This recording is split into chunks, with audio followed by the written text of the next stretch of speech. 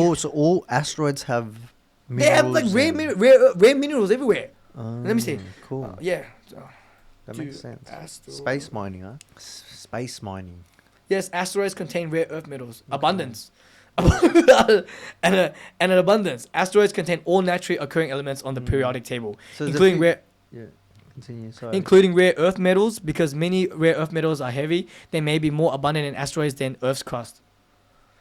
Concentration: the minerals in asteroids can be hundreds of times more concentrated than on Earth. So think about this, bro. The materials that the aliens used to make their energy source could even be on these fucking asteroids, bro. What aliens? What energy source? So in the UFO lore, they talk about two type of power sources, bro.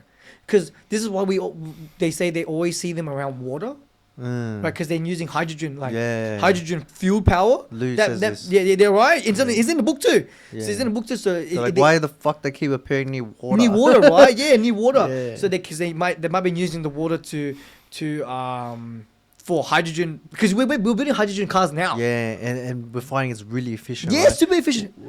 It's in the molecule, is it? Yeah, boom, the hydrogen boom, and then yeah. The hydrogen, I think it's like a vac.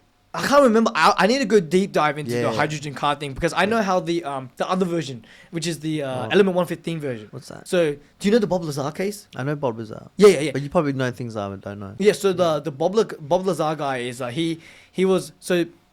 Let's go back a little bit further. So Roswell crash happened 70 years ago, and then they have this craft.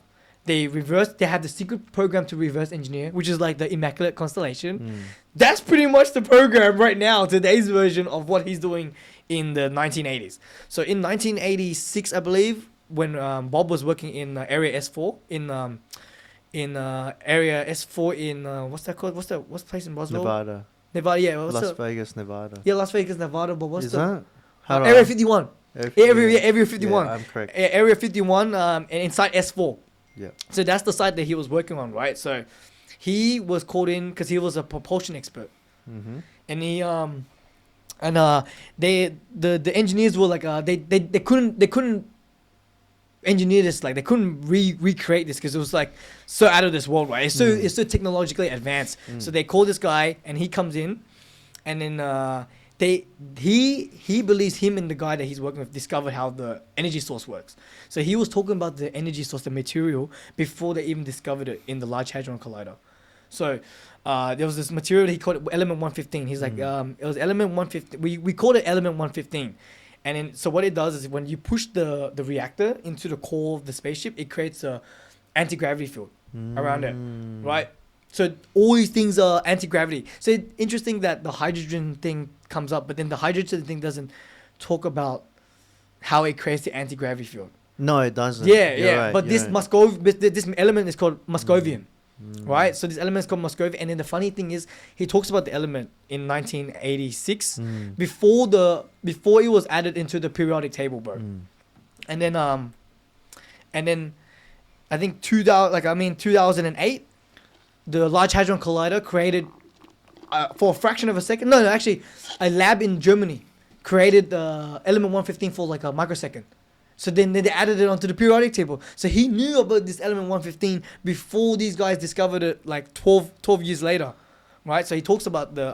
Was their discovery related to the alien crash? Or was it separate, like, people? Oh, so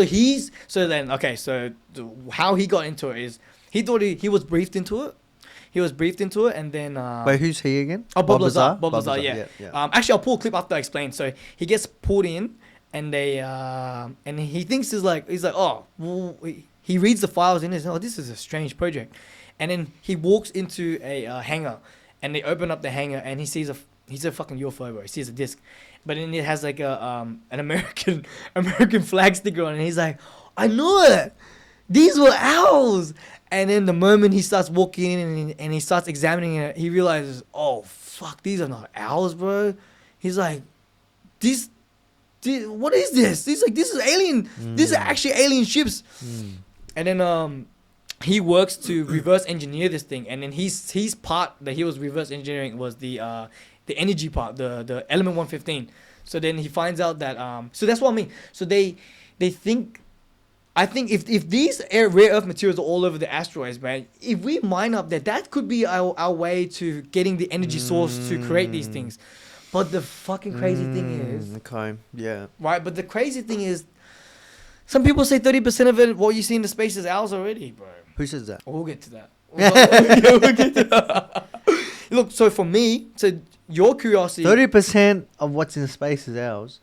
Who's saying this? Are these Stephen the Greer. skeptics? Dr. Stephen Nguyen, the people he talks to. Okay. Okay, so when they say ours, they mean the secret The space reverse, program. yeah, they've It's done not that. us. It's the Yeah, it's the the deep black. offshoot. The deep black. So these companies like the military industrial complex like Lockheed Skunk Works, Raytheon, Booz Allen Hamilton, Mida 10, Or the SAIC. all these classified programs. Yeah, all the these legacy programs such as the Immaculate Constellation. So these dudes, they've done it. Yeah, that makes total sense. I mean, this program has been running secretly, For like almost like 80 years, and bro. they're still running Yeah, they're still running, today. bro. Yeah. And we're only finding out, they exist. Yeah, exactly. We're only finding out now. bro. Declassified. Yeah, and that's how it look. So that you were always interested when look for me too. I was always like when I was young, I was like, surely there are aliens, Yeah. right? It has to be. Yeah. I was like, the universe is so big, dude. There is no way in hell that we're the only things around this place, bro. There's no way, right? But then the fact that they're coming here, they're interacting with us. We're reverse engineering them. We have 9 craft, and we're reverse engineering them. Bob Lazar is reverse engineering them. Everything he's saying is coming to fruition right now.